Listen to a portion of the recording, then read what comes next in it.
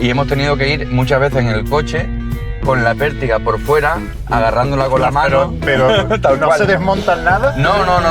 Y de hecho, cuando la gente me pregunta por qué dejé el atletismo, a pesar de haber sido subcampeón de España, lo dejé 15 días antes de competir en el Mundial. Poníamos la radio en la cocina. Siempre lo estábamos escuchando a la gente de Radio 86. Y un día lo estaba escuchando en la radio en casa y le mandé un SMS. Y me dijo que por qué no iba a conocerlo allí, a conocer los estudios. Ajá. Y fue amor a primera vista. Los churros. Tengo primos que son quinta generación de churreros. Creamos el proyecto Churros Pinocho Gourmet. Claro, a mí automáticamente lo primero que me salió fue decirle, digo, pero primo, tío, estos son churros gourmet. Claro, él me dice, tú eres tonto. Y evidentemente mi familia, claro, casi me pega 2 tiros, porque es como, te hemos enseñado una receta que vas a compartir con todo el mundo, pero ¿estamos locos o qué? Porque claro, ¿quién va a franquiciar una churrería? ¿Por qué vamos a coger una franquicia de churros? ¿Qué tal, amigos? Un saludo a todos. Hoy tenemos una entrevista que hasta para mí va a ser una sorpresa, porque cuando contacté con Carlos, me dio pinceladas así de su historia y me pareció muy interesante y digo, esto tiene que ser algo que llevemos al canal y que la gente sepa, porque vamos a hablar de gastronomía, vamos a hablar de radio y vamos a hablar de familia y sobre todo de tradición. Bueno, vamos a ver qué nos cuenta. Voy de camino a buscar a Carlos Chabot. Creo que va a quedar algo muy interesante, sobre todo porque también vamos a tocar una parte de franquicias, algo que también me llama mucho la atención, porque siempre he tenido esa curiosidad de cómo se forma una franquicia, o cómo se hace una franquicia, o cómo poder llevar tu producto a que sea una franquicia. Pues nada, estoy por aquí ya en Arrecife, venimos a buscarlo, aquí cerca de la playa del Reducto. Hay un día espectacular, así que ya estamos llegando para recogerlo y vamos a ver qué nos cuenta. Ya tenemos por aquí.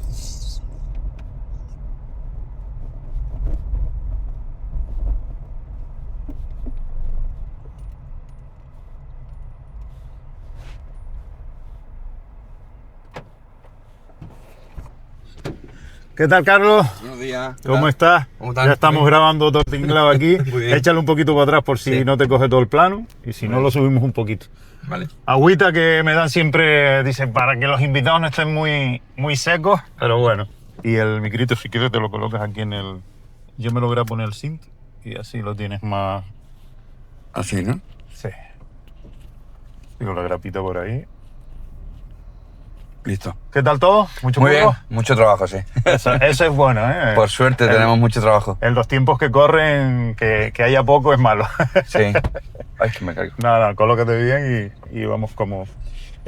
Carlos, siempre empiezo por la infancia, por saber un poco de la persona que viene con nosotros y que nos va a contar la historia. Y entonces un poco saber, pues, dónde naciste, de dónde vienes, cómo fue esa infancia. Bueno, puedo decir que soy un niño feliz. Yo creo que sí, que he sido muy feliz. Yo nací en Galicia por circunstancias de la vida.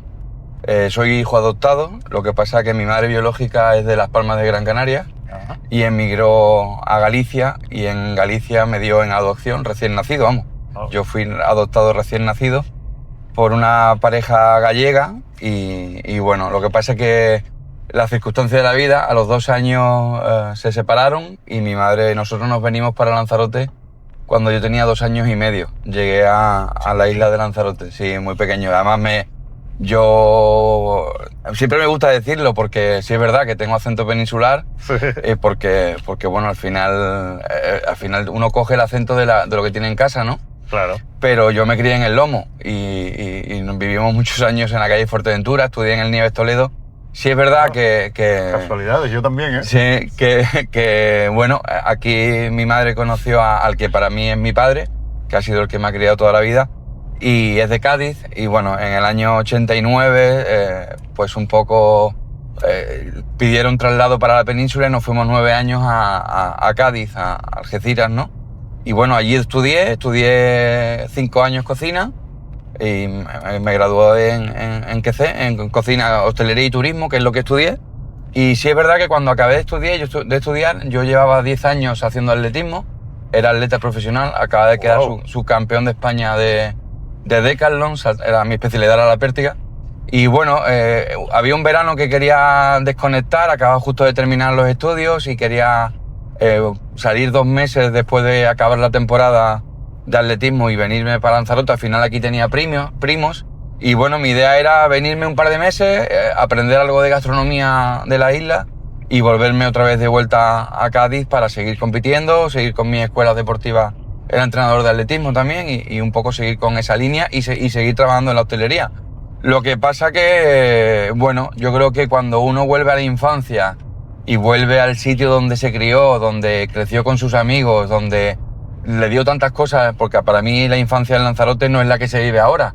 En aquella época podíamos ir a acampar en cualquier sitio en Lanzarote, nosotros disfrutábamos. Mi padre, una de las cosas que sí me enseñó era conocer muy bien el territorio donde vivíamos y cada domingo su filosofía era ir a dar una vuelta por la isla y además jugábamos, hacíamos concursos en el coche de a ver dónde nos llevaba incluso con los ojos cerrados para ver si descubríamos en qué sitio estábamos y nos encantaba porque era como, ¿y cuál pueblo viene siguiente? ¿Y cuál es el después de Teguise cuál va? Pues íbamos por Teseguite, por toda esa zona y te digo que para nosotros eran excursiones cada fin de semana, además de disfrutar muchísimo de lo que era acampar en tienda de campaña, muchísimo tiempo, durante muchos fines de semana, en cualquier parte de la isla que donde se podía, porque yo creo que antiguamente se podía disfrutar de la isla muy bien. Ahora se ha restringido un poquito más. Claro, y te digo que al final yo creo que eso me reconectó con Lanzarote y esos 2 meses pues han llegado a pasar pues ya 26 años que llevo aquí.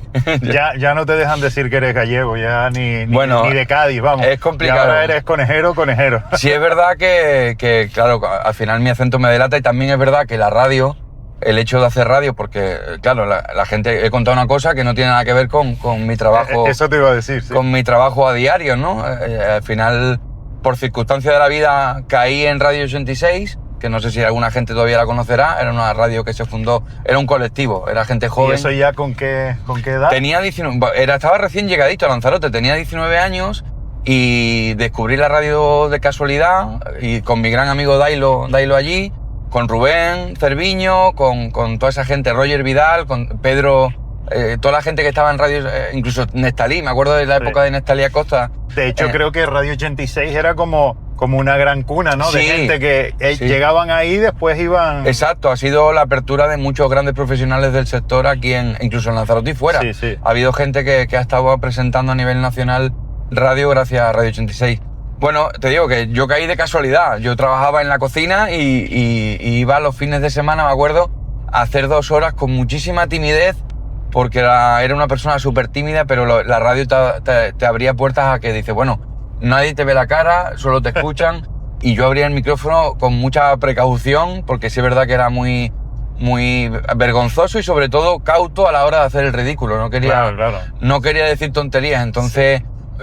fue un comienzo de casualidad. Sí es verdad que, bueno, que a los 6 meses me escuchan en los 40 principales, necesitaban cubrir una baja de 1 mes de vacaciones y me ofrecieron pues hacer ese mes de vacaciones en los 40 principales. Imagínense, para un cocinero que no tenía ni idea de radio ni de medio de comunicación, que le den la oportunidad de hacer radio en los 40. Claro, porque, a ver, hemos ido en 5 minutos me has hecho un resumen total. Salimos de que has hecho atletismo, es decir, me dijiste que atletismo a nivel profesional, pero que estudiaste cocina. Sí. Es decir, y al final hemos llegado a la radio. Pero cuéntame un poco más esos saltos, es decir, ¿cómo llegaste de estudiar cocina a coger el atletismo para después terminar en la radio? Bueno, realmente ha sido al principio, fue al revés. Yo empecé el atletismo con 10 años. Ajá. Era un niño. Lo típico que buscas una alternativa, una extraescolar que hacer por las tardes. Y yo recuerdo que en aquella época iba a... Y suena fatal lo que voy a decir. Ni siquiera a robar. Íbamos a coger las pelotas de tenis que caían fuera del club de tenis de Algeciras. Estaban en mitad de un campo y nosotros iba con otro amigo siempre. Pues íbamos rastreando todo el campo buscando pelotas de tenis y él hacía atletismo. Pues un día lo acompañé y me enamoré de esa parte y empecé a hacer el atletismo pues como cualquier niño que hace deporte extraescolar, ¿no? Sí, y la claro, verdad claro. que lo que pasa es que, bueno, siempre he abogado por hacer cosas diferentes a lo habitual, y dentro del atletismo pues descubrí la pértiga. Era un deporte que no todo el mundo hacía, que era complicado, que de Hombre, hecho... yo lo veo complicado.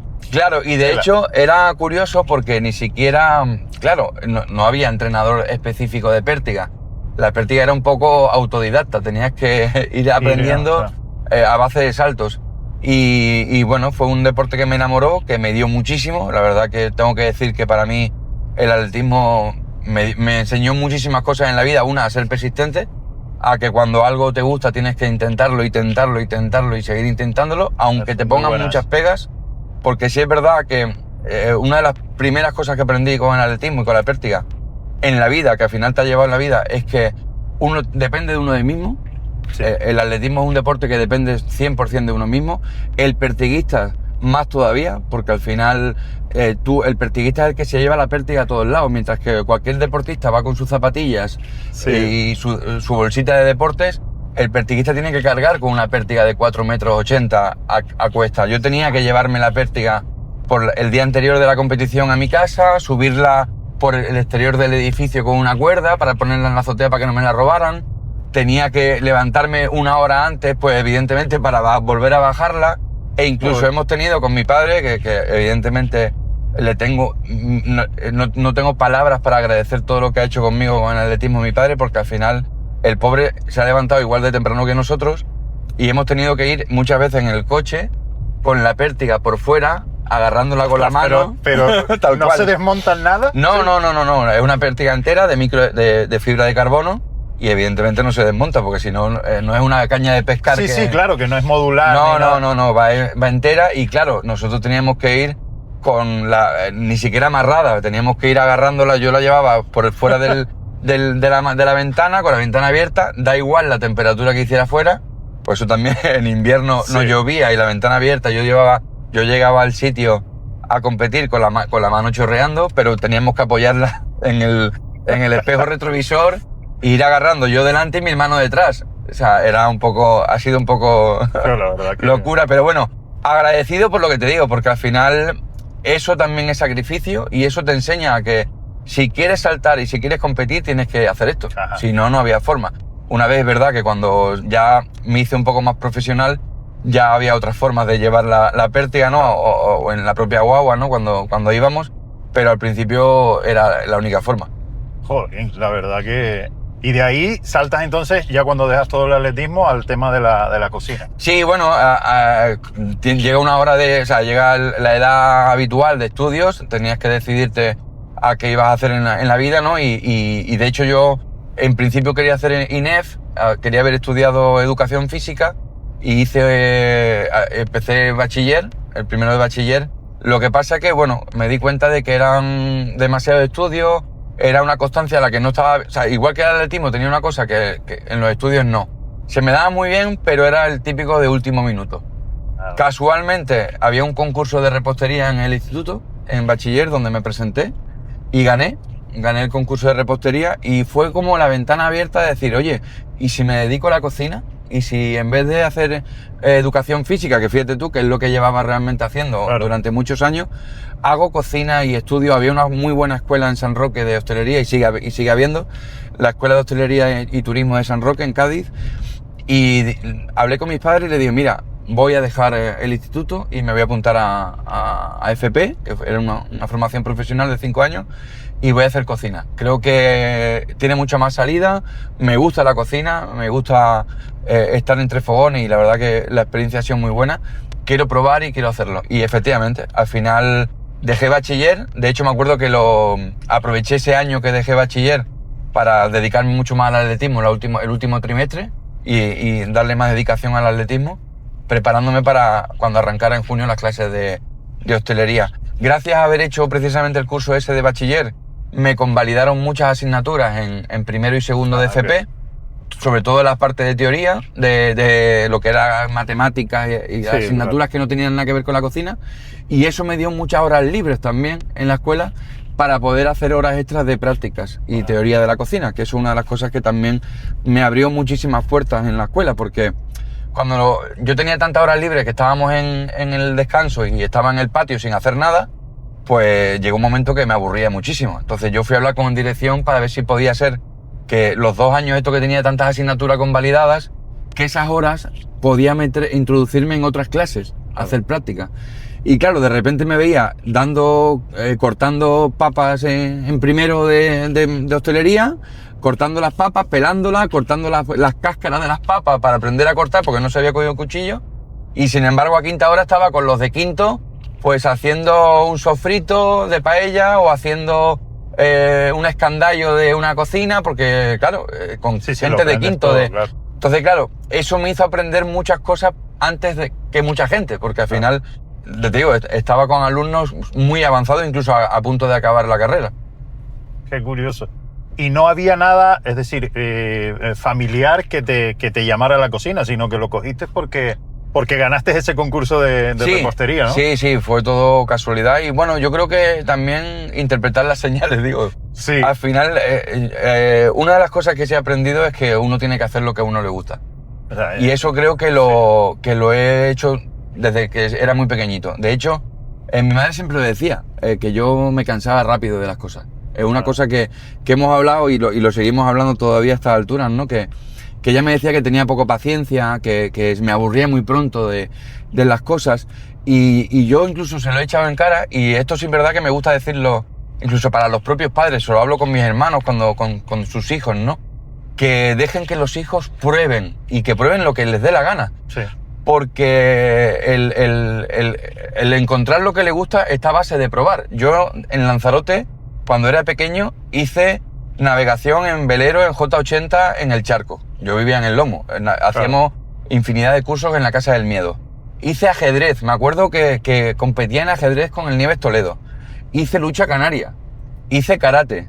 Y evidentemente en todo lo dejé. Lo fui dejando. ¿Por qué? Pues seguramente no porque me cansara, sino porque no me gustaba. Cuando llegué al atletismo, fue tanto que duré 10 años en el atletismo. Claro. Y de hecho, cuando la gente me pregunta por qué dejé el atletismo, a pesar de haber sido subcampeón de España, incluso lo dejé 15 días antes de competir en el Mundial de Sevilla, que fue porque dejó de ser divertido, porque se convirtió no iba a decir un sacrificio, pero sí en una responsabilidad que creo que muchas veces no estamos dispuestos a asumir, y que no es la de uno propio, sino la de toda la gente que está alrededor, ¿no? Al final, y tampoco quiero evidentemente echarle la culpa ni a mi familia, ni a mi entrenador, ni a nadie, porque al final creo que cada uno tiene que tomar su propia decisión, ¿no? Y de hecho, tanto es así que yo la tomé, que claro. yo dejé el atletismo muy joven, con 19 años, que seguramente con mucha posible futuro, porque, o no, nunca se sabe, en el deporte uno nunca sabe, ¿no? Pero sí es verdad que todavía era muy joven para lo que es una carrera deportiva. Hasta los 27, 28 la gente puede seguir compitiendo en atletismo, y creo que podía tener un futuro prometedor. Pero bueno, sí es verdad que cuando uno hace la balanza, al final también tiene que hacer la balanza de cara al futuro, y tenía que ver dónde podía llegar como atleta en una ciudad como Algeciras y dónde podía llegar como cocinero en cualquier parte del mundo. Al final, y sobre todo en España. En España, de hecho yo me acuerdo que fue una cosa que a mí me marcó mucho. La medalla de oro olímpica de Fermín Cacho en el 1500 metros eran 2 millones de pesetas, el premio. La Federación Española le daba 2 millones de pesetas a una persona que lleva toda su vida entrenando, que es con sacrificio, entrenando mañana, tarde, noche, y da igual el tiempo, para que cuando gana una olimpiada le dan 2 millones de pesetas. Entonces sí. Ahí entendí lo que significa la Federación Española de Atletismo, lo que significa la institución, e incluso lo que significa la importancia de los deportistas. Al final es pura imagen. Si te das cuenta, el deportista nacional, el que realmente nos defiende en cualquier parte del mundo, es un deporte independiente, es un deporte propio. Claro. Hablamos de Nadal, ahora Alcázar, Carlos, Alcaraz, y al final no dejan de ser una empresa privada, porque el tenis, ellos tienen su propia empresa que se autofinancian, y han llegado ahí gracias a eso. La Fórmula 1 con Fernando Alonso, y un largo etcétera de deportistas que nos representan, que la realidad no les da de comer. No, y sucede algo, que solo se acuerdan cuando triunfa. Evidentemente. Es decir, sí, porque todo ese sacrificio está igual, es decir, lo vas a hacer igual, porque si eres deportista y como tú, oye, te apasiona y empiezas a hacerlo, pero es que puedes no despuntar y todo ese sacrificio que has hecho nadie te lo valora. Exacto. Entonces es súper importante lo que tú dices, ¿no? De que Exacto. tienes que hacer lo que te gusta y hacerlo porque te gusta y porque te divierte. Yo, bueno, hace poco también tuve un podcast con Daniel Hernández, Dani76, que también está con el tema de motos de agua, y me contaba que no hay ni Federación Canaria ya. Claro. La han quitado, tiene que estar con la Federación Valenciana. ¿Sabes? Entonces, el mundo del deporte tiene un sacrificio muy grande, y la verdad que después, o si no ganas, nadie te lo reconoce. Totalmente. Además, es un poco demagogo porque al final, sí es verdad que desde la institución siempre apuestan por el deporte y yo siempre lo recomiendo. Cuando, a pesar de haber dejado el atletismo muy joven, siempre lo recomiendo, que es un deporte, y cualquier deporte yo creo que a los niños les viene bien. Sí. Primero, y más en la época que vivimos, que te sacan de las pantallas y te sacan y reconectas con otros niños y y empiezas a comunicarte de otra manera en el deporte, y la verdad que, sobre todo porque al final compartes mismos gustos, ¿no? Cuando estás en un deporte. Sobre todo por la disciplina también, exacto, la disciplina que lleva. Al final, yo te puedo decir que te digo, mis amigos de toda la vida, los de toda la vida, hicimos atletismo juntos. Han sido mi familia y hoy en día, ya te digo, llevo 26 años fuera del deporte, sigue siendo mi mejor amigo. O sea, esa gente con la que nos criamos desde los 10 años. Sí, qué bueno. Y luego ya llegas a Lanzarote, empiezas aquí a trabajar en cocina. Empiezo a trabajar en cocina, ¿En además. hoteles, en restaurantes? Exactamente. Mi primer trabajo en Lanzarote fue en el Hotel Fariones. En aquella época todavía estaba abierto el Hotel La Perla, que daba para sí, la avenida. Aparte, donde está ahora el centro comercial. Exactamente. Y empecé de cocinero. Ahí empecé en la cocina a la carta. Se supone que esos 2 meses que iba a venir nada más de verano. Y bueno, te digo que no sé si llevaba un mes, cuando llamé por teléfono a mi madre para decirle que en septiembre volvía a Algeciras, pero nada más que volvía una semana, que volvía de vacaciones. Y evidentemente, pues bueno, volví. Sí es verdad que al ser un culo inquieto, a las 2 semanas de estar en Lanzarote, yo vivía con mis primos en Los Geranios, en Arrecife, en su casa, ¿no? Y claro, en aquella época no me había traído la moto de Cádiz, porque se supone que nada más que venía 2 meses, y el único modo de transporte que tenía era la guagua. Yo tenía que ir a trabajar en la guagua a Fariones. Entonces, claro, cuando me daban 2 días libres, a mí se me hacía la casa súper grande, y no había nada que hacer. En el año 99, nosotros hemos evolucionado muchísimo en Lanzarote desde el 99 hasta ahora. Parece una tontería, pero son 26 años, y el servicio de guagua, no es que ahora sea una grandeza, pero es mucho mejor que hace 26 años. Ese sí ha quedado más o menos. Y se ha quedado estancado, ¿no? Pero bueno, sí es verdad que en aquella época pasaba una guagua como muy cada X tiempo. Venir de Fariones tardaba muchísimo, a mí se me hacía eterno. Entonces, claro, salir de Los Geranios para poder conocer la isla sin guagua era como imposible. Entonces, 2 días en casa sin hacer nada, se me caía encima la casa. Entonces yo me acuerdo que fui a hablar con Miguel Ángel, el que era el director de recursos humanos del Hotel Fariones, y me acuerdo que fue gracioso porque llegué, yo digo 19 años, y le dije, mira, yo necesito que me quiten días libres. El otro no entendió bien, dice, ¿cómo va a ser? ¿Cómo que necesitas que te quiten? ¿Será que te den más? No, que de los 2, quítame uno. Yo no puedo estar 2 días librando porque se me cae la cara encima. Y claro, me acuerdo que me dijo, bueno, si no libras un día son 8.000 pesetas más al mes. Que yo dije, bueno, oye, ni tan mal, 32.000 pesetas más al mes solo por librar un día. Pues yo digo, yo quiero eso. ¿Qué pasa? Que aún así, y cualquiera que me escuche dirá que estoy loco, seguramente. Sí. Pero aún así me aburría. Yo trabajaba en La Perla, en el restaurante a la carta, de 3 de la tarde a 11 de la noche. Y 6 días a la semana. Pero claro, yo decía, desde que salgo a las 11 de la noche hasta las 3 de la tarde del día siguiente hay muchísimas horas. Yo tengo que hacer algo. Y yo venía de Algeciras, de trabajar en la noche poniendo copas, y bueno, busqué un sitio donde poner copas, en Lanzarote. Yo me acuerdo que mi primera entrevista fue en el Centro Atlántico, en Puerto del Carmen, y me acuerdo que de hecho vi la noche como una forma que no había visto nunca. En el Centro Atlántico trabajaban todos los días, como una empresa normal, con su horario de 8 horas. La noche era un puesto más de hostelería, donde trabajaba 8 horas, cobraban muy bien, pero no había esas extras como en otras partes de España. Y me dijeron que en Arrecife había una discoteca que se llamaba La Naos, donde se podía trabajar en extras. Y allí que me presenté a hablar con Vicente a las 2 semanas de estar en Lanzarote. Y ya librando solo un día. Y efectivamente, entré a trabajar en La Naos, me enamoré del sitio y me enamoré de la forma de trabajar. Y yo creo que volví a conectar con Lanzarote, porque ahí es donde estaban todos los conejeros. Sí, Todo claro. el mundo iba a La Naos. Sí. Todo el mundo acababa, de una manera o de otra, acababa en La Terminabas ahí. Naos. Y ahí volví a conectar. De hecho, es tanto que conecté que me encontré con amigos de la infancia del Nieves Toledo, me encontré con gente que era amigo de amigos y volví a respirar la idiosincrasia de la isla, ¿no? Y fue un poco más todavía motivo para querer quedarme. Wow. La verdad que cuando uno revives las cosas, y sobre todo a mí me pasa ahora cuando vives cosas de antes, como que sacas esa añoranza y reconectas, como dices tú. Justo ahí, es decir, empiezas con eso y ya te quedas en Lanzarote. De Ya ahí me quedo en Lanzarote, no sales exactamente. más. Ya no salgo más. Evidentemente fui a las vacaciones esas que digo, que fui en septiembre a hablar con mi madre, a decirle que me quería quedar en la isla, y automáticamente volví y ya a seguir en la hostelería. Lo que pasa que ahí es donde cae la radio. Trabajando en La Naos, conocí a Rubén Cerviño, que hacía radio en Radio 86. Y me acuerdo que nosotros la poníamos la radio en la cocina. Siempre lo estábamos escuchando a la gente de Radio 86.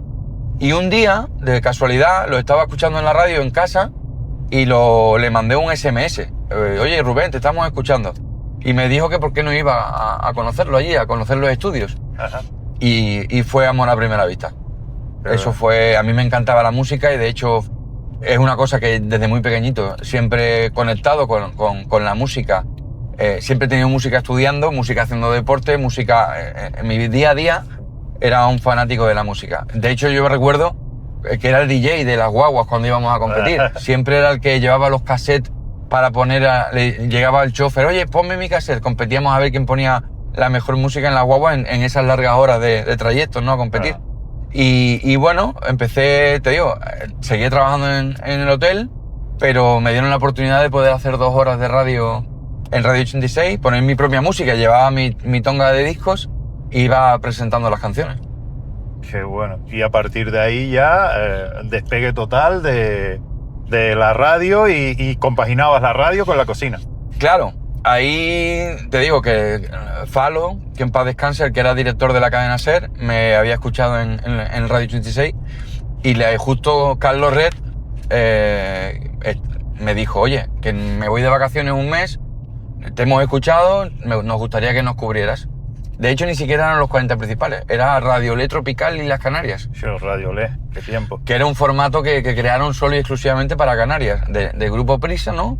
Era una derivada de Cadena Dial y 40 principales, pero más solo para Canarias.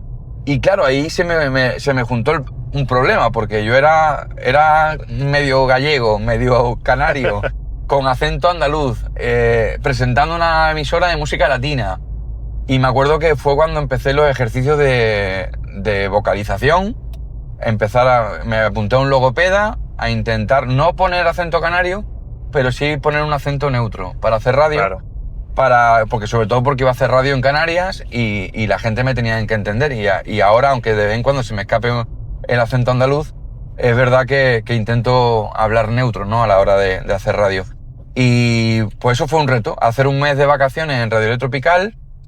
Evidentemente, te vuelvo a decir, eso me enamoré de la radio, me enamoré del formato, me enamoré de la radio musical, de la cadena SER, de la parte técnica, porque ahí adopté al que para mí ha sido un padre y sigue siendo un padre en la isla de Lanzarote, que es Juan Sánchez, era el jefe técnico de la cadena SER.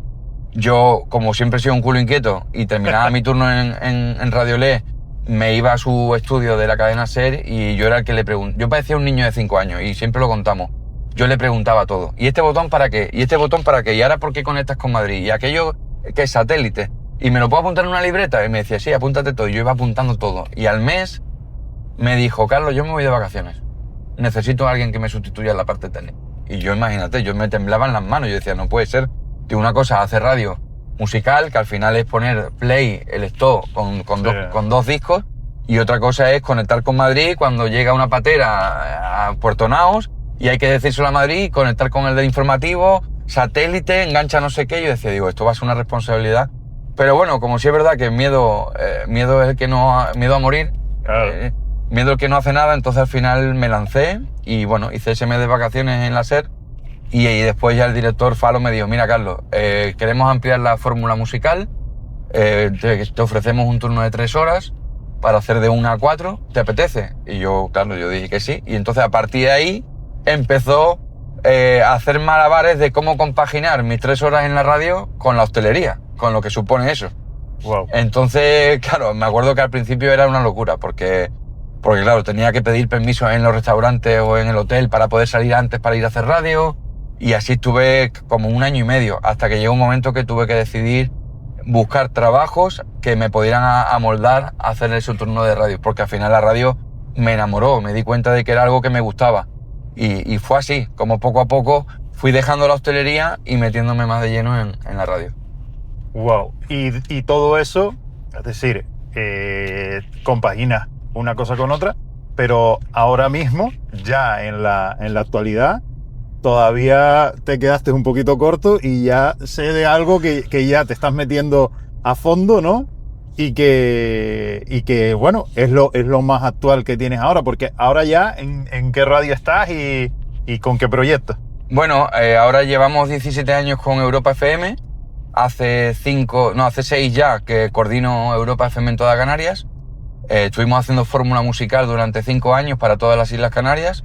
Y bueno, ahora, evidentemente, por todo lo que hago, no puedo, aunque me encantaría poder mantener esa fórmula diaria en Europa FM, pero sí es verdad que durante la pandemia, pues como todos lo sabemos, con qué pasó en la pandemia, se paró todo. Claro. Se paró la música, se paró la publicidad, se paró todo.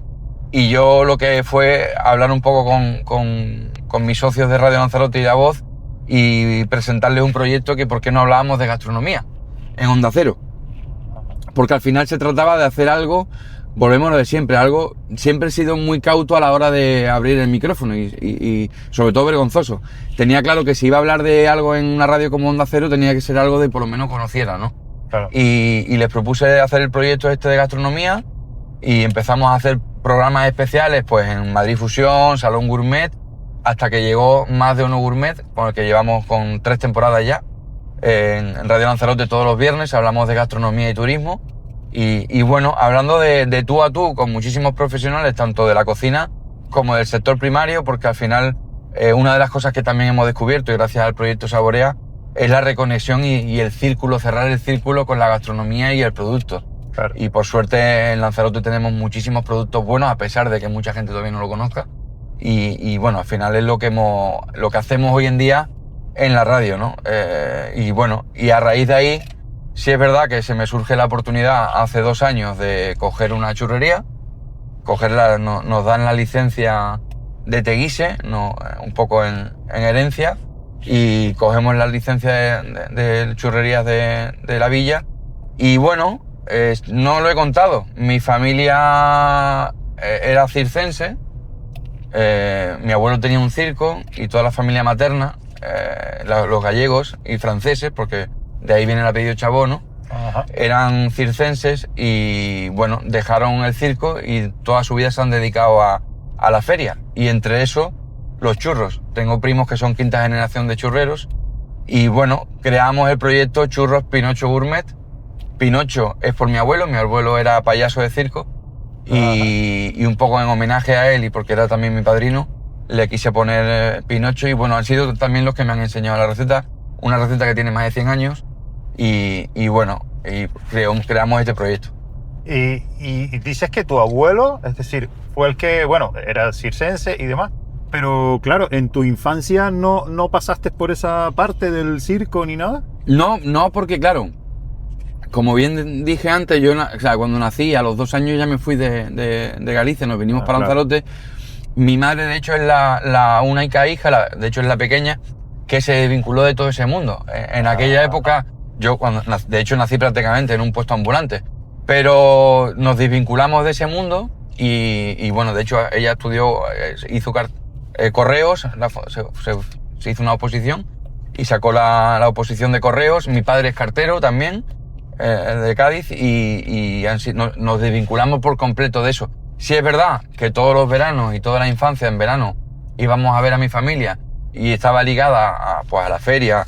Nunca me metí en una churrería, pero sí es verdad que he recogido muchas fichas de atracciones y hemos hecho otras cosas, ¿no? Pero sí es verdad que estábamos totalmente desvinculados. Cuando cogimos la rienda de la villa, de la licencia de la Villa de los Churros, fue cuando retomé, llamé a mi familia, les pedí si me enseñaban a trabajar.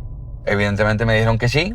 Y claro, cuando yo vi cómo trabajaban ellos los churros, la forma que tenían de hacerlo, esa receta, esa técnica de temperatura, de cómo lo freían, y sobre todo, lo que me acuerdo que me dejó asombradísimo fue cuando la primera vez que saqué los churros de la freidora, que yo veía los churros secos. Y yo le decía, digo, primo, pero ¿esto por qué está seco? No lo entiendo, si lo acabo de sacar. Esto es de loco. Me dice, bueno, esto es la técnica, es la receta y es la temperatura. Sí. Y claro, a mí automáticamente lo primero que me salió fue decirle, digo, pero primo, tío, estos son churros gourmet. Claro, él me dice, tú eres tonto. Claro, me dice, déjate de tonterías, déjate de programitas de radio y de gastronomía cool, pero estos son churros de toda la vida y es lo que llevamos haciendo siempre. Digo, ya, pero es que es de toda la vida, pero esto no lo hace mucha gente. O sea, claro, estos son churros sin aceite. Y bueno, y a raíz de ahí yo dije, bueno, si me dedico a la gastronomía, conozco de la gastronomía, hablo con muchísimos profesionales de la gastronomía, de una forma o de otra, ¿por qué no vamos a darle protagonismo a un producto tan básico como el churro, pero tan conocido y tan internacional? Yo creo que el churro es una cosa que le gusta a todo el mundo. Sí, vamos. Y básicamente lo que hice fue, pues eso, darle una vuelta de tuerca y decir, ¿por qué no vamos a hacer churros gourmet? ¿Por qué no, en vez de pintarlo con cobertura de chocolate, que está bien, que lo hace todo el mundo, donde tiene muchísima cantidad de grasa, lo hacemos con un chocolate de alta gama, con un Valrhona que vale 180 euros 3 kilos? Claro, la gente dice, pero estás loco, seguramente, pero ¿por qué no la gente puede probar unos churros pintados con un chocolate muy bueno? Cuando por suerte tenemos mucho margen para jugar con eso. Evidentemente yo no tiro 1 kilo de chocolate como hace mi familia en el baño María, porque claro, es muy barato. Yo tiro 80 gramos y lo derrito y mimo mucho el chocolate y pintamos los churros a mano y cuidamos mucho los churros que vamos a pintar, ¿no? Pero al final la diferencia de comer un churro con cobertura a un churro con chocolate como el nuestro, Valrhona o Calebau, es años luz. Y eso es lo que se lleva la gente en la memoria cuando prueba uno de nuestros churros pintados, que le sorprende ese sabor. Con los churros tradicionales pues lo mismo. O sea, decirle a la gente que si no encuentra aceite en los churros le devolvemos el dinero es una frase ambiciosa. Sí, un buen eslogan. Pero claro, es que estamos tan seguros que pasa eso y que a la gente le gusta, que por eso lo tenemos que decir. Es lo primero que decimos antes de presentar nuestra empresa. Sí. ¿Y cómo te da por entrar? Es decir, porque sé, bueno, no quiero hacerle spoiler a la gente, ¿no? Pero ¿cómo te da por empezar así y todavía no quedarte ahí tranquilo, sino decir, bueno, pues todavía podemos llevarlo un pasito más? Bueno, probar, ensayar. Mucha gente me preguntaba, dice, pero Carlos, ¿en serio tú hoy pinchas en un festival? Como tuve además, me acuerdo de esa frase porque pinchaba en el concierto de Sebastián Yatra en Arrecife, en la fiesta de San Ginés. Y claro, la gente me decía, pero tú hoy estás pinchando delante de 60.000 personas y mañana te tienes que levantar a las 4 de la mañana, me dices, porque vas a la villa a freír churros. Venga, tú estás de coña. Tú no fríes churros. De hecho, todavía mucha gente me lo pregunta. Y a mí eso me relajaba. A mí ir a freír churros los domingos era una cosa como que desconectar del día a día, de la radio, de DJ, de todas las cosas que ella hacía, ¿no? Y estando friendo churros y durante un año viendo a la gente, viendo el feedback también de lo que experimentaba la gente cuando comía nuestros churros, me di cuenta que efectivamente hacíamos algo diferente y que encima es rentable. Y bueno, se me ocurrió la idea de que por qué no hacerlo franquicia y que la gente replicar esto en diferentes partes. Y la gente, de entrada, evidentemente, cualquiera que sepa el oficio de churrero, lo primero que te dicen es nunca compartas la receta. Claro. Normalmente cada churrero tiene su receta y es generación tras generación. Y al final es agua, harina y sal, pero cada uno tiene su técnica, su temperatura, sus trucos, ¿no? Y evidentemente mi familia, claro, casi me he pegado 2 tiros, porque es como, te hemos enseñado una receta que vas a compartir con todo el mundo, pero ¿estamos locos o qué?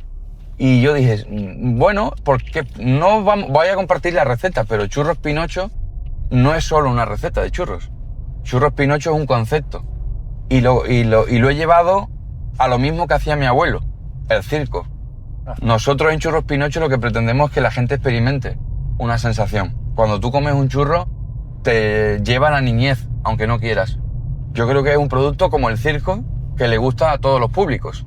Le gustan a los niños, a los no tan niños, a los mayores y sobre todo cuando entras en el circo experimentas esa sensación de niñez, de inocencia, ¿no? De esa ilusión, ¿no? Que yo creo que no hay nadie que no vaya al circo y se mantenga ilusionado incluso desde que está en la cola. Claro. Está como que vamos a entrar, que vamos a ver, todo es expectativa, ¿no? Todo, y además, todo es buen rollismo, o sea, todo, desde que la persona que te vende las entradas en la taquilla al azafato que te va a sentar, todo es muy buena, o sea, muy buena atención, es mantener siempre la generosidad, es dar y dar desde el minuto uno. Yo creo que no hay nadie de mal humor en el circo, sí, en el circo. Y eso es lo que queríamos compartir. Al final es una cosa que también aprendí de mi abuelo, a que si uno da, recibe. Y en este caso, pues con un producto como los churros queríamos hacer lo mismo. Eso nos llevó a crear la franquicia, la creamos hace tan solo 6 meses. Han sido 10 meses de I+D, de trabajar. Contratamos una consultoría que nos ayudó, porque evidentemente no es una tontería, crear una franquicia son muchas cosas que se te escapan. Justo es de las que más me llama la atención de saber cómo es. Claro, porque al final son muchas cosas. Tú puedes saber hacer la receta, saber cómo trabajas en tu modelo de negocio, pero después hay muchísimas cosas que se te pueden escapar a nivel contable, a nivel contrato, a nivel jurídico, porque claro, lo primero que piensa mucha gente es como, me dice, Carlos, ¿le vas a enseñar la receta de churros a una persona? ¿Le vas a montar una food truck? Y a los 6 meses te van a decir, pero si ya sé la receta, ya sé el modelo de negocio, ¿por qué le voy a pagar a Churros Pinocho? Quito el cartel de Churros Pinocho y ponemos Churros Paco. Pues ahí está la cuestión, que Churros Pinocho no es solo la receta. Es un proyecto muy completo, con una forma de interpretar los churros y sobre todo al final es marketing también. Al final es una de las cosas que también estudié. O sea, al final yo cuando empecé en la radio y me di cuenta de que me gustaba tanto, también me di cuenta de que podía acabarse. Y yo no había estudiado nada de marketing, yo había hecho cocina. Sí que es una forma de presentarse, una forma artística también de exponer, pero no tiene nada que ver con la publicidad y con el marketing, entonces, y ni con la radio, ni con la comunicación. Yo entendí, siendo muy joven también, con 20 años, que tenía la suerte de hacer radio ya en los 40 principales, pero un día se podía acabar. ¿Y qué pasaba si se acababa? Si cambiaba de dirección, si mañana entraba otro director, o simplemente me mudaba de ciudad, no podía volver a trabajar en la radio, porque el currículum real había entrado X meses, o 1 año, o 2 años, en una emisora local. Entonces me matriculé en la Universidad de Madrid, en la Europea, y me saqué un máster en Dirección de Empresas y Marketing. Eso me ha hecho aprender durante todos estos años cómo funciona el marketing, a seguir formándome cada año. Cada año intento hacer en torno a 2 y 3 cursos anuales, tanto de marketing como de comunicación, como de producción y un largo etcétera. Y eso hace que siga evolucionando, ¿no? Y lo lleve ahora a la franquicia, ¿no? Claro. Es que es súper importante lo de la formación. Yo lo hablamos, de hecho el podcast es una de las maneras para que la gente también vea cómo se desarrolla, cómo llegas a tener una empresa y cómo lo haces, pero está claro que lo básico es la formación. Y hoy en día, con toda la tecnología que tenemos, encima lo tenemos mucho más fácil porque tenemos acceso a un montón de información que podemos aprender autodidacta y con una calidad brutal, porque hay muchas cosas muy, muy interesantes. Y la parte de franquicias, ¿cuál es el problema o la dificultad mayor que te encuentras a la hora de querer crearlo? Bueno, dificultad ninguna. En principio, bueno, ninguna, tampoco voy a ser pretencioso, ¿no? Pero sí es verdad, sí es verdad que cuando tienes un modelo de negocio tan claro, es rodearte de gente que sabe. Yo te digo, yo tenía claro que tenía que contratar a alguien que me echara una mano y alguien que lleve mucho tiempo. En este caso, yo contraté a Consulta Franquicias, una empresa de Madrid que lleva más de 30 años creando franquicias y son los que primero ven si realmente es franquiciable tu negocio, claro. Porque eso esa es la base. O sea, tú puedes tener un modelo de negocio muy bueno en Lanzarote, que nos va muy bien, pero eso lo puedes extrapolar a otra ciudad del mundo o a otro lado y no funciona, o no es negocio. Entonces, lo primero que tuvimos que hacer fue un estudio si realmente podía ser franquiciable. Mi modelo de negocio, porque claro, ¿quién va a franquiciar una churrería? ¿Por qué vamos a coger una franquicia de churros? De hecho ya existían franquicias de churros, pero en modelo de local, modelo de cafetería. Nuestro modelo es de food truck. La idea mía era mantener siempre el modelo de carromato de circo, que es lo que tenemos, y llevarlo a ser ambulante, o por lo menos en venta de posibles movibles, ¿no? De que te lo puedes llevar a cualquier parte. Ese era el primer hándicap. Me acuerdo que desde la consultoría Gonzalo, lo primero que le dije, que digo, vente a Lanzarote, porque quiero que lo veas allí. Porque al final yo te puedo contar mi proyecto, pero si no lo ves, igual no lo entiendes. Me acuerdo que vino, y claro, vino a la Teguise, donde trabajamos muy bien, nos funciona muy bien, y dijo, Carlos, yo lo veo. Nuestra idea de negocio es food truck, centros comerciales y estaciones de servicio, es donde recomendamos colocar la food truck, más que nada porque evitas muchos trámites burocráticos, porque cierras un acuerdo con un suelo privado, ¿no? Sí, de hecho tengo una experiencia. Nosotros tuve con mi pareja un food truck. Yo creo que fue de los primeros de Lanzarote. Cuando fui a preguntar a todos los sitios, solo habían puertas cerradas. Es decir, no hay en un suelo público donde te dejen, porque hay como una ley también que prohíbe todo lo que es la venta ambulante en Canarias. Bueno, exacto. No sé si era Canarias o Lanzarote. Entonces, era, bueno, burocráticamente, entonces optamos por suelo privado, que fue cuando lo montamos en un centro comercial, claro, para poder montarlo, porque claro, si no, al final no puedes trabajar. Claro, porque al final pierdes la inversión. Claro. Que una inversión que ha hecho de una food truck que no pueden sacarle partido, claro, más allá de las fiestas o los eventos populares, ¿no? Es verdad que, esperamos que no pasa solo en Canarias, porque además cuando hemos creado la franquicia lo hemos llevado a nivel nacional e internacional.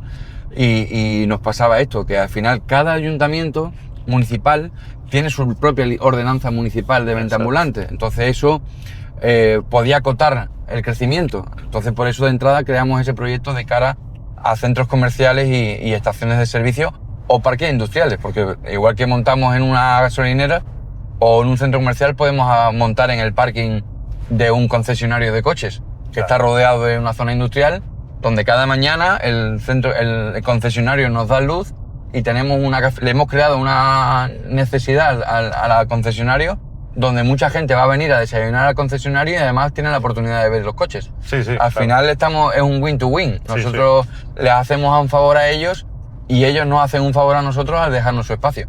Sí. No, la verdad que la idea es brutal. Y bueno, en Lanzarote ha crecido mucho eso ahora. Es decir, hay muchísimos más que hace 2 años o una cosa así. Sí, es verdad que también en Lanzarote hay muchísimos eventos durante todo el año, gastronómicos y no gastronómicos, los carnavales, ferias. Por suerte en Canarias los carnavales duran casi 2 meses, sí, y pueden ir desplazándose a casi todos los municipios esa food truck, pero en el resto de España no pasa igual. Normalmente, de hecho, en mi propia familia tiene una plaza fija en invierno, desde octubre hasta mayo aproximadamente, y después de mayo a octubre están rondando por todos los municipios, en el caso de mi familia en Galicia, pero en la península funciona así. Prácticamente incluso la licencia de venta ambulante solo dura 6 meses. La mantienen solo para verano. Entonces, claro, bueno, al final se trataba un poco de saltar todas esas inconvenientes burocráticos que podíamos encontrarnos. Claro. Y el tema de franquicias, ¿cómo lo tienes preparado ahora? ¿Ya tienes alguna vendida o ya lo tienes cerrado y en marcha? Sí, ¿o está sí, todavía no, ya digo, arrancamos a trabajar. O sea, estuvimos 10 meses trabajando en el proyecto, llevamos 6 meses con el proyecto acabado y con la apertura de las franquicias. Sí es verdad que por suerte o por desgracia conozco mucha gente, y antes de terminar el proyecto ya prácticamente teníamos 7 vendidas. Wow. Antes de incluso tener el contrato. Hemos tenido que correr con la parte jurídica, que era lo último que quedaba, precisamente para empezar a firmar, porque teníamos ya 7 candidatos para abrir. Las casualidades, y te digo, conocer a mucha gente me ha llevado a pues hablar de mi proyecto y a contagiarlo, ¿no? Eso hizo que unos amigos cubanos que están en Londres vieran la idea, les encantase, buscaran un inversor y vieran la propuesta de abrir en Londres. De hecho, creo que fue la primera opción que no se nos barajó. Claro, cuando yo lo hablé con la consultoría, me dijo, tú estás loco. Dice, pero vamos a ver, ¿cómo vamos a abrir la primera franquicia a 3.000 kilómetros de tu casa? No se entiende cuando normalmente un proyecto de franquicia arranca desde la cercanía, va un poco abriendo como efecto onda, ¿no? Claro. Primero Canarias, España, o sea, península y desde el sur hacia el norte, y ya llegaremos a internacionalizar, ¿no? Tú vas directo a Londres, ¿no? ¿Cómo es? Oh. Pero claro, son esas circunstancias. La chica de Luxemburgo, una chica de La Palma, que vive en Luxemburgo, nos ve en redes sociales, ve la opción de franquicia y le interesa y evidentemente quiere montar una en Luxemburgo. Y es como, venga, si era Londres cerca, vámonos más lejos. Es decir, que tiene Londres y Luxemburgo. Ya Tenemos- tienes en Europa para Tenemos montarlo. la apertura de 2 en Londres y una en Luxemburgo. La otra de Londres también son casualidades. Es una chica de Valencia que tiene una academia de salsa en Londres y lleva 15 años. Nos ve en redes sociales, no por la churrería, nos ve por DJ, me ve como DJ de que iba a pinchar en el concierto de Rosana. Ella, súper fan de Rosana, me escribe a mí porque vio el cartel y me preguntó que si podía venir al concierto. Yo le dije que era totalmente gratis, que eran Los Dolores y que podía venir al concierto. Vino al concierto, nos vino a conocer a la villa, intolerante al gluten, Wow. se comió una 12,5 de churros y le explotó la cabeza. Y me dijo, Carlos, no sé por qué, no me han sentado mal, no lo entiendo, soy de una persona de Valencia donde hay mucha cultura de churros. En la vida me podía imaginar que me podía comer 18 churros de golpe y que no me sentaran mal. Yo esto quiero montarlo en Londres. Y bueno, y yo pensé que en principio era un disparo al aire y al final estaba muy convencida y lo quiere hacer y lo va a hacer en Londres. Y bueno, a raíz de ahí ha ido creciendo, tenemos ya la apertura de 10 en total, el proyecto de 10, vamos a abrir 10 en total en 2026. Sí es verdad que le hice caso a la consultoría porque yo no quería abrir franquicias en Lanzarote por miedo a que me perjudicara al mío propio, al de Teguise, donde abrimos cada domingo, y el de Aría los sábados, pero al final, haciendo caso a la consultoría, y teníamos proyectos, teníamos candidatos en la isla, y además un candidato al que considero también amigo, que nos conocemos hace muchos años, y que veía que tenía muchas ganas, pues accedí a coger y abrir franquicias en Lanzarote, y tenemos 2 firmadas en la isla de Lanzarote, que de hecho abrimos a final de mayo, abrimos el Centro Comercial Biosfera, y en junio abrimos el Centro Comercial NUA de Costa Teguise, el nuevo centro comercial que están haciendo, bueno, que ya está terminado, que inaugurará para junio, principio de junio, mediados de junio. Qué bueno, es decir, que ya tienes 2, 3 con la tuya aquí en Lanzarote, el que quiera... Exactamente, tenemos 2 y 3 con la mía en Lanzarote, que a partir de mayo, junio van a poder disfrutar de las 3. Evidentemente tenemos, las siguientes aperturas serán Gran Canaria, Madrid, Barcelona, Salamanca, Londres y Luxemburgo, que serán las últimas de año en abrir.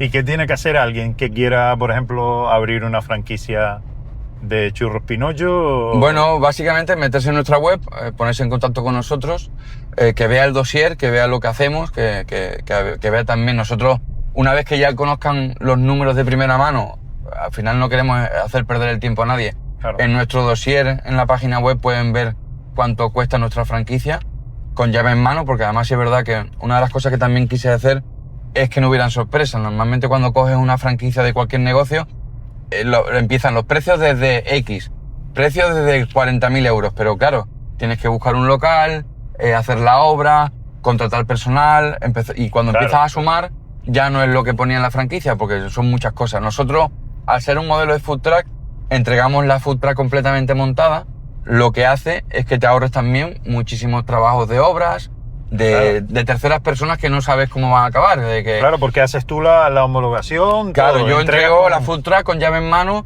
además para abrir, lo entregamos con mercancía para trabajar, para empezar a trabajar durante 2 semanas, con harina, chocolate, con todo lo que significa. La food truck está completamente montada para abrir la puerta y levantar la persiana y empezar a trabajar. Entonces, eso hace que también sepas desde el minuto 1 cuánto te va a costar. Es importantísimo. Imagínate que nos equivocamos de sitio, que nosotros siempre asesoramos y ayudamos a la localización del lugar, ¿no? pero por lo que sea, nos hemos podido equivocar. Hemos elegido un centro comercial que está en decadencia, que ya no tiene tantas visitas como antes, o un polígono industrial que por lo que sea han creado otro cerca que funciona mucho mejor. ¿Qué es lo que tiene bueno la franquicia de Churros Pinocho Gourmet? Que te puedes ir. Que no es como la franquicia que es un negocio muy bueno, pero me he equivocado en el sitio y ahora ¿qué hago? Busco otro local, invierto otro local, otra fianza, otra obra, para volver a empezar. De esta manera no. Coges la food truck, la montas en un coche y nos vamos al siguiente destino, a buscar otra localización mejor. Sí, la verdad que eso es una gran ventaja. Que por lo menos cuando haces una inversión no lo tienes todo perdido, claro, ¿no? Exacto. Entre comillas, si te sale mal, como dices tú, la localización, que parece que no, pero es súper importante. Súper importante, eso es primordial a la hora de elegir. Claro. Sí, la verdad que la cantidad de gente que pase por delante de tu negocio es muy importante. Y si tienes la posibilidad de moverlo, pues si no es aquí, mañana es allá, y si no, en cualquier feria, cualquier sitio. Claro. Pues genial. ¿Y es muy costoso?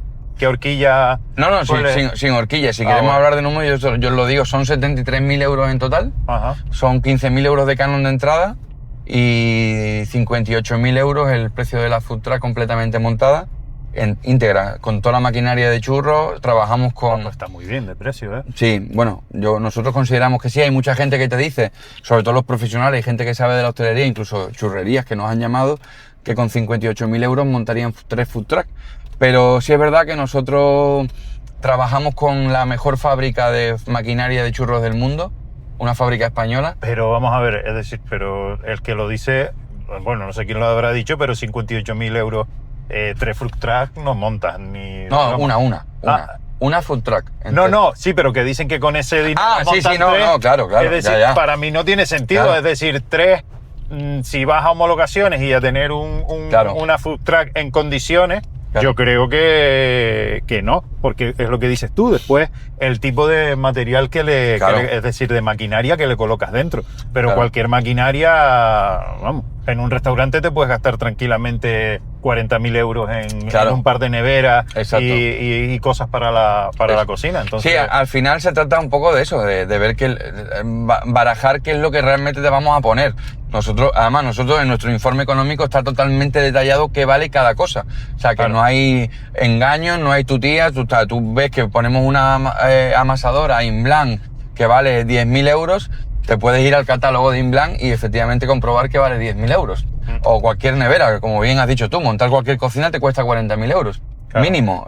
Ahora que empiezas a poner neveras y las freidoras y cosas, se te va muchísimo dinero. Entonces... Sí. Esa es la idea, que la gente vea los números reales de lo que está comprando. Eso también es importante. Al final, yo siempre lo digo, la franquicia al final cuesta 15.000 euros, que es el canon de entrada. Porque lo otro es lo que te damos. Estás comprando una food truck. Aparte que es que tú mañana puedes venderla o reacondicionarla o hacerle cualquier otra cosa. Exacto. Y tienes la inversión hecha. Es como el que se compra un local. Exacto. Entonces... Exacto. Y un local que es transportable. Sí, o sea, claro. Que te lo puedes llevar a cualquier lado, ¿sabes? Sí, las opciones, la verdad que... Entonces eso también es una de las ventajas que tiene nuestra franquicia.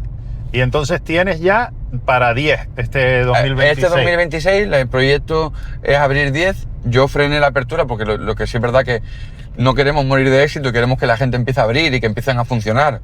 Claro. Y que los franquiciados, darle ese cariño que se merece cada franquiciado, que es estar con ellos en todas las aperturas y en un acompañamiento, sobre todo al principio. Evidentemente tenemos que estar ahí, tenemos que estar en Biosfera, estaremos presentes en Biosfera, estaremos presentes en el NUA, en Costa Teguise, con los franquiciados, que además son gente que lo han cogido con muchísimo cariño y lo van a ver como propio. La verdad que estamos muy contentos. Sí es verdad que tenemos el proyecto de crecer mucho más en el 2027, ya estamos con reuniones de cara al 2027, pero el futuro inmediato es el 2026 y es abrir estas 10 que tenemos firmadas y empezar a trabajar. Qué bien. Pues Carlos, ya vamos casi de vuelta, pero solo me queda una pregunta más. ¿Tiene también formación? Es decir, ¿forman a la gente o la formación es muy simple y demás? Está claro que dentro de la franquicia está toda la formación y el acompañamiento, como bien he dicho, desde el minuto 1. Nosotros formamos el equipo Tenemos una formación, prácticamente en 15 días de formación han aprendido a trabajar. No es un modelo de negocio súper complicado, y lo bueno que también tiene, que no necesita especialistas ni grandes cocineros. Lo puede hacer desde un niño de 15 años a una persona de 60. El formato de trabajo es muy fácil de aprender, y al final se trata yo creo que más de actitud que de formación, y es una cosa, te digo, que se contagia por la experiencia que llevamos 2 años trabajando con todo el personal que hemos trabajado. Creo que tenemos tan claro cómo queremos ofrecer el servicio que es contagioso, y es tan gratificante por parte del cliente, que lo que nos repercute en la devolución de la gente, ¿no? Esa energía que nos devuelve la gente, es tan gratificante que la gente, nuestros propios trabajadores, se contagian.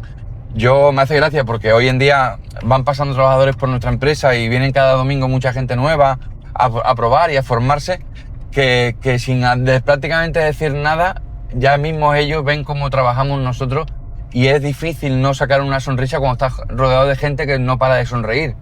Entonces yo creo que todo es contagioso, al final somos energía, y si tú estás al lado de alguien que no para de decir buenos días, buenos días, buenos días, y sonreír, es imposible que a ti no te salga a hacerlo igual. Sí, se pega. Se pega. Es más, es más difícil hacerlo mal que bien, ¿sabes? Qué bien. Pues me alegra mucho. Tenemos una cosa nueva ahora en el podcast. De hecho, lo hice con el anterior invitado, que siempre dejan una pregunta. La que dejó el anterior invitado para ti es: ¿cómo me conociste? O ¿cómo nos conocimos? ¿No? Ajá. Entonces, un poco es la última pregunta, que luego te toca a ti dejar una para el siguiente. Claro, ¿cómo nos conocimos? Claro, yo no conozco a la A mí. ¿cómo nos conocemos nosotros? Dice, la pregunta es: ¿cómo conociste a Alfredo? ¿No? Vale. Buena pregunta, porque tengo muy mala memoria y te puedo decir que no me acuerdo. Sería falso si te digo cómo te conocí. Yo creo que más bien me la tienes que responder tú a mí. Sí, seguramente llegaré a ese momento, ¿no? Exactamente. Bueno, como dices también, yo también me crié en Valterra, toda la zona y demás. Pero por la parte musical, como hablamos la última vez, no es que nos conociéramos, porque realmente fue lo de esta entrevista fue cuando te vi en la feria que tuvo el Hiperdino de productos de aquí, y fue cuando realmente hemos así contactado. Luego era de vista. Claro. Entonces, la pregunta fue justo, digo, bueno, igual hubiese sido otro que me conoce de la infancia. Claro. Que creo que era lo que él creía. Pero en este caso sí, bueno, nos conocemos mucho más de vista, de eventos, de tú estar de DJ, yo estaba con tema de orquestas y demás, y nos veíamos. Y luego fue en el Hiperdino que vi lo de bueno, ya lo había visto en redes sociales y demás, que ya dejaremos todo en los comentarios y tal, para que contacten, si quiere alguien hacer una franquicia o está interesado o lo que sea, y también lo dejé por ahí. Pero sí, era un poco. Pues te toca dejarle una pregunta al próximo. Bueno, yo creo que lo que siempre, y además una cosa que pregunto siempre también, incluso en la radio cuando hago entrevistas, es que me gusta saber qué harían si no hubiera estado donde están ahora mismo. O sea, por ejemplo, en mi caso, ¿qué sería yo si no fuera churrero o todo lo que hago, ¿no? Claro. Pues yo creo que es una buena pregunta para cualquiera que se siente en este acento, ¿no? ¿Qué sería de él si no estaría haciendo lo que está haciendo ahora? Bueno, genial. Pues ahí queda grabado. Y Carlos, como a todos, muchísimas gracias por darme este tiempo para explicarles a todo el mundo una historia más, que espero que les sirva mucho, sobre todo de toda esta historia de superación, de empezar, de cómo empezaste en el atletismo, cómo luego descubres la cocina, es decir, todo. Porque seguro que a alguien le va a servir por lo menos de inspiración, y es de lo que va esto. Sin ánimo yo no creo que no soy ejemplo de nada, como siempre lo digo. Yo intento, al final cada uno tiene su propia historia, ¿no? Y su propia vida. Pero sí es verdad que si pudiera dar un consejo o decirle algo a alguien que sirviera de experiencia, es que nunca aceptes un no por respuesta. Eso es lo único que yo he podido saber en la vida. Y suena mal, porque en el mundo que vivimos decir que no aceptas un no es complicado, ¿no? Pero sí es verdad que, y yo siempre lo he dicho, y me acuerdo que con mi padre lo hemos hablado muchísimas veces, siempre decía esta frase, digo, deja que tu imaginación te lleve lejos, que ya habrá más de un hijo de la gran fruta que te devuelva a la realidad, ¿no? Entonces, yo creo que eso es primordial.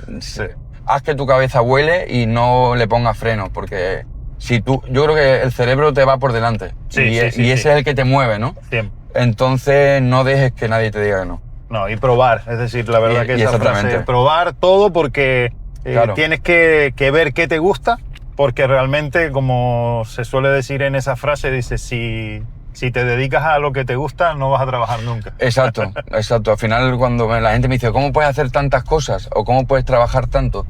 Yo siempre lo digo, si yo por suerte no tengo trabajo. Claro, es lo que es. Carlos, pues muchísimas gracias. Ya estamos llegando de vuelta. Encima con un día, bueno, ya hay unos días de... Ya era hora de que terminara un poquito la lluvia, ¿no? Sí, y viniera el calor de nuevo.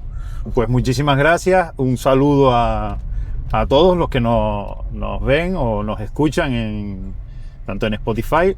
Que le den a seguir, que compartan y que le den a me gusta para que llegue a más gente y se vea a la mayor cantidad de gente posible. Nada, gracias a ti nuevamente y recuerdan que si encuentran aceite en nuestros churros, les devolvemos el dinero. Así que ya saben, y bueno, ya pueden buscar las franquicias por ahí. Y de hecho, en este 2026 ya va a haber 10. Así que todo el que se quede con ganas, porque a mí me han entrado ganas ya de desayunar. Así que ya saben, ahí estamos y bueno, un saludo a todos. Muchas gracias. Chao.